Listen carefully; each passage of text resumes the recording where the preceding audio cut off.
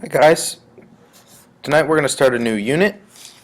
We're going to be talking about learning, which I presented in class a little bit today. So there's a couple different types of learning. There's classical conditioning, which we studied today, where you learn to link two stimuli in a way that helps us anticipate an event to which we have a reaction. So you link two different stimuli, because remember when the person who got sprayed, she linked not only me saying the word Pavlov, but the anticipation of spraying so that she had a reaction. Operant conditioning, where you change your behavior based on choices. You change your behavior choices in responses to consequences. We all do this, hopefully. And cognitive learning, which we acquire new behaviors and information through observation and information rather than by direct experience. This may happen during school or not. So associative learning, where we basically just associate things together. Classical conditioning is the classic, as the word says, version of this. So how this works, after repeated exposure to two stimuli occurring in sequence, we associate those stimuli with each other. So the result is our natural response to one stimulus can now be triggered by the new predictive stimulus. So stimulus 1, for example, you see lightning, then you hear thunder. Let's go back. Stimulus 1, you see lightning. Stimulus 2, you hear thunder.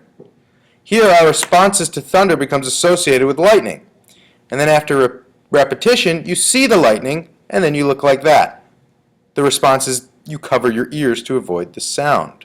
So you don't have to hear the thunder to anticipate it. Once you know that the lightning is coming, once you know that the lightning is there, you know that the thunder is coming next. So that's associative learning. You associate lightning with thunder. Pretty simple.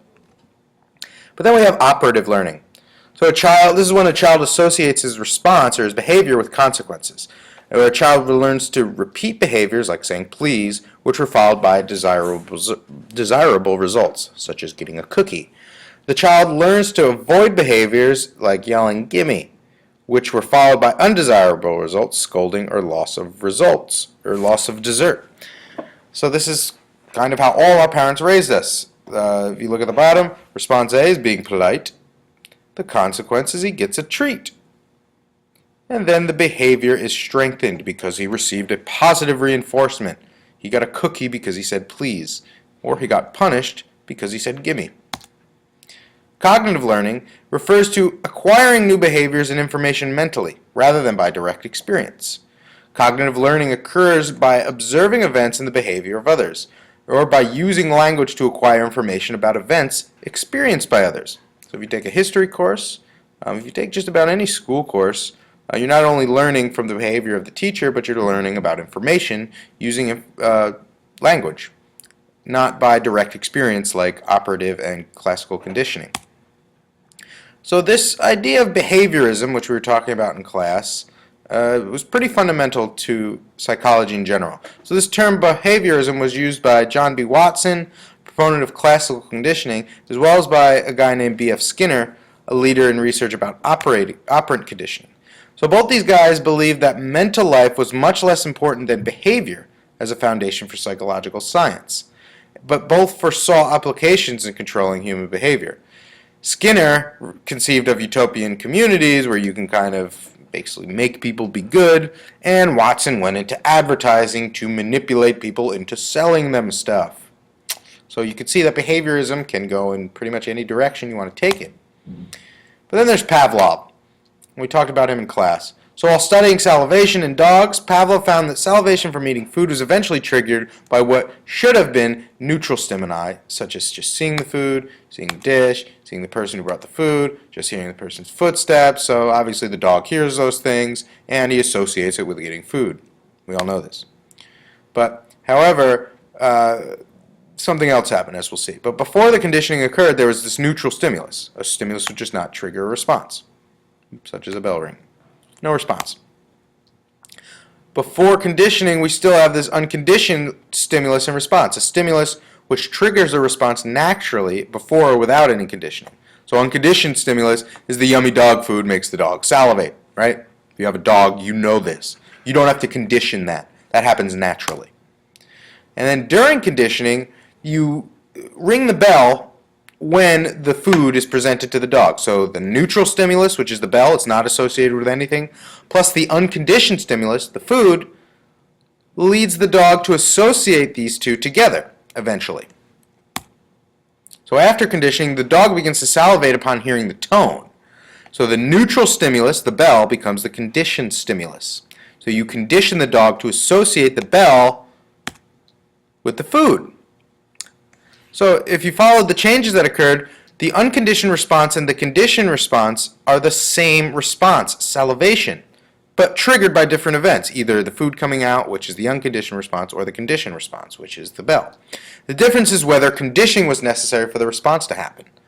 So the neutral stimuli and the conditioned stimuli are the same stimulus. The difference is whether the stimulus triggers the conditioned response. So take a little bit and you could stop it here and figure out which one is the unconditioned stimulus, the unconditioned response, the neutral stimulus, the conditioned stimulus, and the conditioned response. So you can pause it here and just take your time.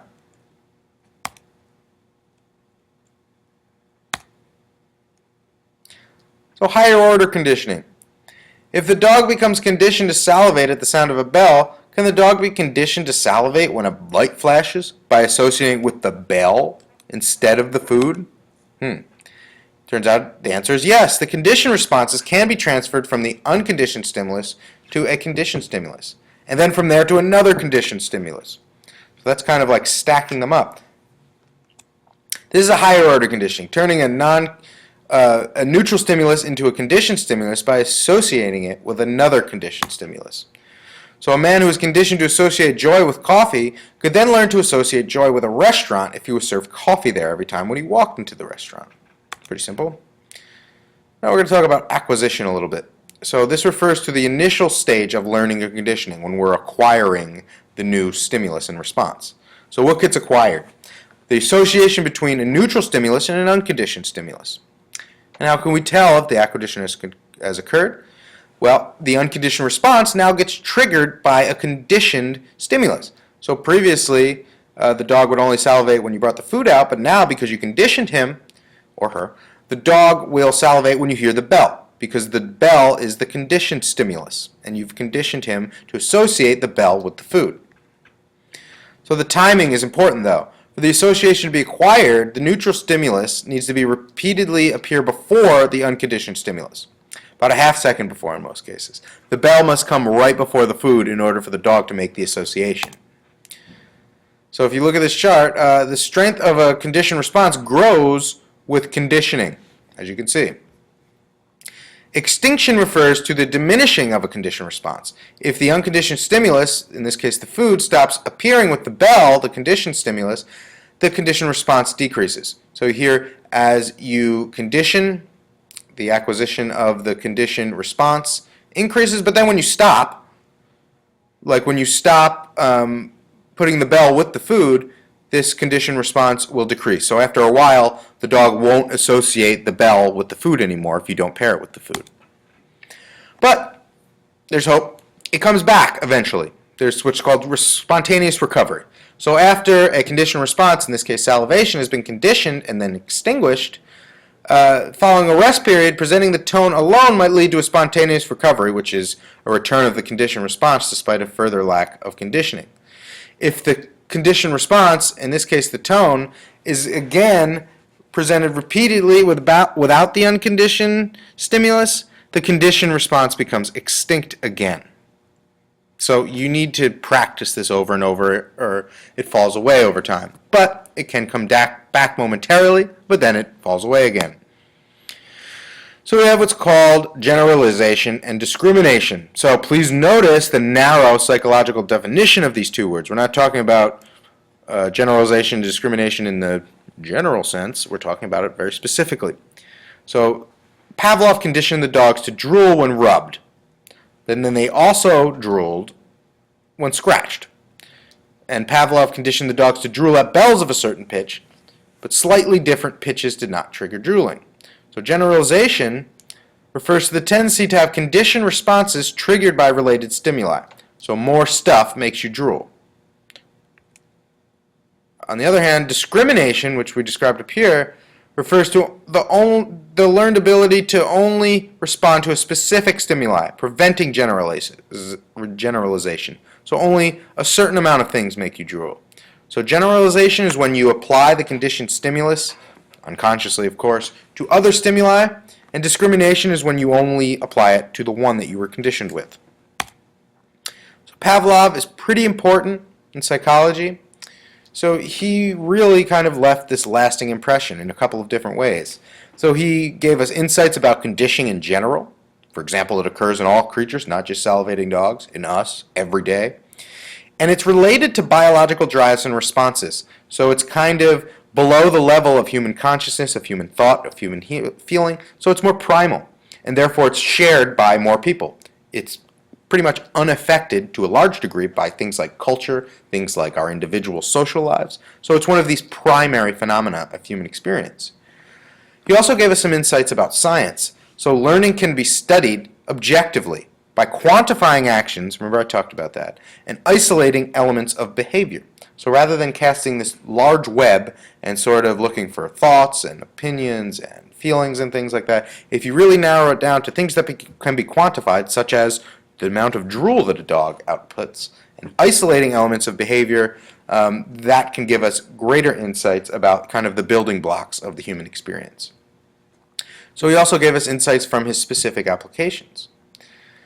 Substance abuse involves conditioned triggers. And these triggers, certain places or events, can be avoided or associated with new responses. So people have taken Pavlov's ideas and applied them for rehab programs, AA, things like that. So this is very important, and Pavlov is a pretty important dude when you're studying psychology. Alright, so that's where we're going to leave it tonight. I hope you're not salivating too much. If you are, go have a nice sleep, and I'll see you tomorrow. Good night.